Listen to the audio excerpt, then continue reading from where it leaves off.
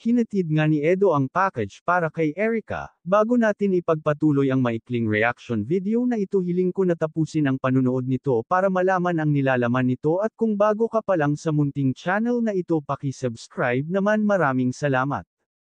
Isang mapagpalang araw sa inyong lahat mga kalingap. Mga Edrica fans, masayang masaya sa ginawa ni Edo. Ayon sa live ni Edo kagabi, pumunta siya sa bahay ni Erica para iabot ang package para kay Erica. Hinatid yun ni Edo at nakakahiya naman daw kung hindi ihatid ito. Padala ito ng isang sponsor para kay Erica. Maraming ang viewers ang nagtatanong kung kumusta na si Erica, masyado na raw nilang namimiss si Erica. Sinabi naman ni Edo na okay lang ito. May isang viewers pa nga na nagkomento na namimiss na nila ang Edrica Love Team. Sinabi ito ni Edo hindi nila napag-usapan ang bagay na yan. At biglang sinabi ni Edo na malay natin baka nagpapalamig pa ang baby girl ninyo.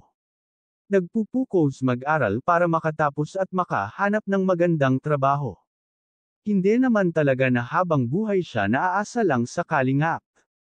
Kaya nga ngayon pa lang ay nagsusumikap na itong si Erica. Mas gusto siguro ni Erica na paghirapan ang kanyang makakamtan, ayaw siguro niya na umasa pa sa iba. Tinatanong ng mga viewers si Edo kung kailan babalik si Erica.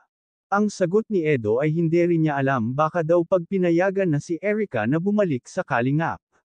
Ang tanong ng nakararami, sino itong nasa likod ni baby girl na pag pumayag daw ito ay babalik si Erica sa kalingap.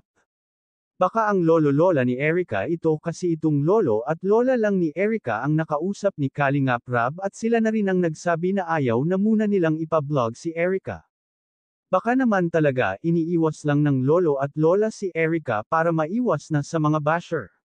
Maswerte pa rin si Erica at maraming sponsor pa rin ang nagpapadala ng package para sa kanya. At kung mapapansin nga natin, halos ganun pa rin ang bahay nila Erica. Halos walang nagbago. Ibig sabihin lang nito na hindi totoo ang mga haka-haka ng mga netizen na may mayaman itong sponsor. Hanggang dito na lang ang update ko mga kalingap. Bago tayo magtapos, huwag natin kalimutan suportahan ang ama ng kalingap na si Val Santos Matubang at si Kalingap Rab. Maraming salamat. God bless sa inyong lahat.